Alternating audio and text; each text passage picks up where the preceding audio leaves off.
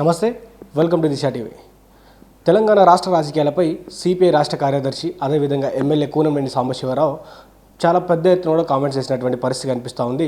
అసలు తెలంగాణలో ఆయన తన పార్టీ యొక్క ఎదుగుదల గురించి, అదేవిధంగా బీజేపీ అసలు ఎన్ని స్థానాలు గెలుస్తుంది ఏంది అనే అంశం మీద ఒక మీడియా ఛానల్లో ఇంటర్వ్యూ ఇస్తూ ఆయన మాట్లాడుతున్నటువంటి తరుణంలో బీజేపీ ఈ రాష్ట్రంలో ఒక్క సీటు కూడా గెలవదు, అసలు సీటు గెలిచేటువంటి అవకాశం లేదు. ఒకవేళ నిజంగా ఖమ్మం జిల్లా లాంటి జిల్లాలో కంచుకోటలో దమ్ముంటే అక్కడ గెలవాలంటూ కూడా ఆయన సవాల్ వేసినటువంటి పరిస్థితి అయితే కనిపిస్తూ ఉంది. అయితే వాస్తవంగా ఆయన కమ్యూనిస్టుల ఎదుగుదల గురించి మాట్లాడుకుంటూ కమ్యూనిస్టులు గతంలో లాగా కాకుండా ఇప్పుడు తమ పంతాన్ని మార్చబోతున్నామంటూ, అదేవిధంగా రానున్నటువంటి రోజు ఎలక్షన్స్లో మా సత్తా ఎందుకు చూపిస్తామంటూ కూడా మాట్లాడడం జరిగింది. అదేవిధంగా బీజేపీకి సంబంధించినటువంటి అంశం వచ్చినప్పుడు బీజేపీకి ఉండే సెంటిమెంట్లు, భావోద్వేగాలను వాడుకొని రాజకీయాలు చేసేటువంటి విధానం మాత్రమే వచ్చని, అది అక్కడ నార్త్లో కావచ్చు మిగతా రాష్ట్రాల్లో చల్లింది, కానీ ఇక్కడ తెలంగాణలో ఆ అంశం ఇక చెల్లదు. బీజేపీకి ఈ రాష్ట్రంలో అధికారంలోకి వచ్చేంత దమ్ము అయితే లేదు, వారికి అంత చాయిస్ కూడా లేదంటూ కూడా మాట్లాడడం జరిగింది. అయితే కమ్యూనిస్టుల కంచుకోట అయినటువంటి ఖమ్మం జిల్లాలో ఒక్క సీటు గెలవమని చెప్పండి, ఒక్క సీటు గెలిచినా కూడా నేను ఈ రాజకీయాలను వదిలేసి ప్రజలకు క్షమాపణ చెప్పి నేను నా రాజకీయాలను వదిలేస్తాను. అదేవిధంగా ఆయన తన పొత్తుల గురించి మాట్లాడుకుంటూ, పొత్తుల పంతాల గురించి మాట్లాడుకుంటూ గతంలో లాగా కాకుండా ఇప్పుడు ఏవైతే పార్టీలు ఒక సీట్ ఇస్తాం, అర సీట్ ఇస్తాం, అక్కడ ఆ స్థానం ఇస్తాం, ఇక్కడ ఈ స్థానం ఇస్తాం అని చెప్పడం కాదు, కనీసం 5 సీట్లు అంతకంటే ఎక్కువ సీట్లు ఇచ్చినటువంటి పార్టీలకు మాత్రమే మద్దతు చేస్తాం, మిగతా పార్టీలను ఎవరిని మద్దతు చేసేటువంటి అవకాశం లేదు, మా పొత్తు యొక్క పంతాన్ని మార్చబోతా ఉన్నాం. గతంలో లాగా ఎక్కడైతే కమ్యూనిస్టులు వాళ్ళకి హెల్ప్ చేస్తూ ఉన్నారో ఆ హెల్ప్ని వాడుకొని వాళ్ళు గెలిచిన తర్వాత కమ్యూనిస్టులను కొద్దిగా ఇబ్బంది పెట్టేటువంటి ప్రయత్నాలు చేస్తూ ఉన్నారు. కొన్ని చోట్ల ఎప్పుడైతే మాకు సీట్ కావాలని మేము అడుగుతున్నటువంటి తరుణంలో కూడా కొద్దిగా మమ్మల్ని ఇబ్బంది పెట్టేటువంటి ప్రయత్నాలు అయితే జరుగుతూ ఉన్నాయని చెప్పడం జరిగింది. అయితే రానున్నటువంటి రోజులు మరి కాంగ్రెస్తో పొత్తు పెట్టుకుంటారా లేదా అనే దానిపై ఆయన మాట్లాడడం లేదు. ఎందుకంటే నిజంగా 5 సీట్లు ఎవరు ఇస్తారో, ఏ పార్టీ అయితే ఇస్తుందో 5 సీట్లు ఇచ్చినటువంటి పార్టీని మాత్రమే మేము వారితో జతగట్టేటువంటి అవకాశం ఉంటుంది, వారితో పాటు రాజకీయాలు తిరిగేటువంటి అవకాశం ఉంటుందని కూడా చెప్పడం జరిగింది. ఇదే తరుణంలో బీజేపీకి సంబంధించినటువంటి అంశం మాత్రం ఆయన పెద్దగా చర్చకు వచ్చినప్పుడు కూడా బీజేపీని రాజకీయాల్లోకి ఇక్కడ తెలంగాణ రాష్ట్రంలోకి రానిచ్చేటువంటి ప్రసక్తే లేదు.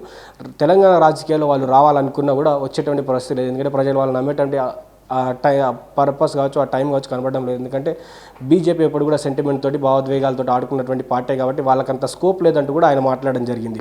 అదేవిధంగా రానున్నటువంటి రోజుల్లో మనకు అందుతున్నటువంటి సమాచారం ప్రకారం కొంతమంది కమ్యూనిస్టులకు సంబంధించినటువంటి పార్టీలో మాజీ మావోళ్ళందరూ కూడా జాయిన్ అయ్యే అవకాశం ఉంది. వాళ్ళు జాయిన్ అయిన తర్వాత పార్టీ కొద్దిగా పటిష్టం అయ్యేటువంటి పరిస్థితులు వాళ్ళకి కనబడతా ఉన్నాయి. కాబట్టి నిజంగా పార్టీ కొద్దిగా పటిష్టం అయితే వారు ఇప్పటి ఉన్నటువంటి సీట్ల కంటే ఎక్కువ సీట్లు అడిగేటువంటి అవకాశం ఉంది. ఎందుకంటే గతంలో ఉన్నటువంటి మావోలు ఎవరైతే మావోయిస్టులు పనిచేశారో, అడవులలో పనిచేశారో, వాళ్ళు పార్టీలోకి ఒకవేళ సిపిఎం పార్టీ లాంటి వాళ్ళు, సిపిఐ పార్టీ లాంటి వాళ్ళ దాంట్లో పార్టీలో ఒకవేళ చేరితే ఆ పార్టీల యొక్క బలం ఉంటుంది. కాబట్టి ఆ బలాన్ని బట్టి మేము సీట్లు అడిగేటువంటి అవకాశం ఉంటుంది. ఆ బలాన్ని మేము చేకూర్చుకొని సీట్లు అడుగుతాం. అప్పుడు గతంలో లాగా కాకుండా ఇప్పుడు కమ్యూనిస్టుల పనితీరు పెరుగుతుంది కాబట్టి సీట్లు ఎక్కువ అడిగేటువంటి అవకాశం ఉంటుంది. కాబట్టి ఆ విధానంలోనే సీట్లు అడుగుతామని చెప్తా ఉన్నారు. అదేవిధంగా ఈ సిపిఐ, సిపిఎం, సిపిఐఎంఎల్ ఇలా కమ్యూనిస్ట్ పార్టీలు ఏవైతే ఉన్నాయో మేము రాజకీయాలు వచ్చినప్పుడు మాత్రమే సీట్ల కోసం ఎవరి పనితీరు వాళ్ళు, ఎలక్షన్ టైంలో ఎవరు పనితీరు వాళ్ళు చేసుకుంటాము తప్ప నిజంగా ఇక్కడ ప్రజల కోసం పోరాటం చేసేటువంటి, అంటే ఎలక్షన్ టైం తర్వాత ప్రజల కోసం పోరాటం చేసేటువంటి టైం వచ్చినప్పుడు మాత్రం అందరం కలిసికట్టుగానే పోరాడతాం, కమ్యూనిస్టుల యొక్క బలం చూపెడతాం, కమ్యూనిస్టుల యొక్క ఐకమత్యం చూపెడతాం అంటూ కూడా కూనంనేని సాంబశివరావు గారు చెప్పడం జరిగింది. అయితే ప్రస్తుతానికి ఇక్కడ హాట్ టాపిక్గా మారినటువంటి అంశం ఏంటంటే బీజేపీ ఈ రాష్ట్రంలోకి అధికారంలోకి రాదని వారు చెప్పడం. ఎందుకంటే బీజేపీ నాయకులు ఎప్పటి నుంచో చెప్తా ఉన్నారు, అటు బీఆర్ఎస్ పాలన చూశారు, ఇప్పుడు కాంగ్రెస్ పాలన చూశారు, నెక్స్ట్ ప్రజలు బీజేపీకే ఓటేయబోతా ఉన్నారు, బీజేపీనే ప్రజలు నమ్ముతున్నారని వాళ్ళు చెప్తున్నటువంటి తరుణంలో ఈరోజు ఆయన కమ్యూనిస్ట్ పార్టీకి సంబంధించినటువంటి కూనంనేని సాంబశివరావు గారు ఇప్పుడు ఎమ్మెల్యే కొనసాగుతూ ఉన్నారు. ఆయన ఈ కామెంట్స్ చేయడం ద్వారా రాష్ట్రంలో పెద్ద ఎత్తున చర్చ మారింది.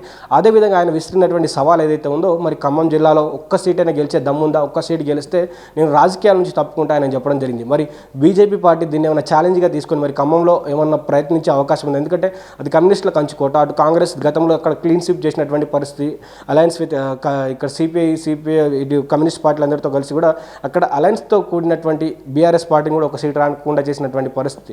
సో అట్లాంటి పరిస్థితుల్లో మరి బీజేపీ అక్కడికి వెళ్ళి మరి ఏమైనా పోటీ చేసి నిజంగానే ఆయన తీసుకుని చెప్పినటువంటి ఛాలెంజ్ ఏమైనా యాక్సెప్ట్ చేసి మరి పార్టీని అక్కడ బరిలోకి దింపేటువంటి అవకాశం ఏమైనా ఉందా, గెలిచే అవకాశం ఏమైనా ఉందా అనేది కూడా వేచి చూడాల్సింది. ఎందుకంటే ఇప్పటివరకు బీజేపీ మాత్రం దీనిపైన ఎలాంటి కౌంటర్ అయితే ఇవ్వలేదు. ఎందుకంటే కూనంనేని సాంబశివరావు ఎప్పుడైతే కామెంట్ చేశారో రాష్ట్ర వ్యాప్తంగా దానిపైన చర్చకు వచ్చింది, కానీ బీజేపీ మరి దాన్ని లైట్ తీసుకుందా, లేకపోతే సందర్భం వచ్చినప్పుడు మాట్లాడతారా లేదని కూడా వేచి చూడాల్సిందే. ఇప్పటికైతే కూనంనేని సాంబశివరావు మాత్రం గట్టి ఛాలెంజ్ అయితే బీజేపీకి విసిరారని చెప్పుకోవచ్చు. చూస్తూనే ఉండండి దిశా టీవీ.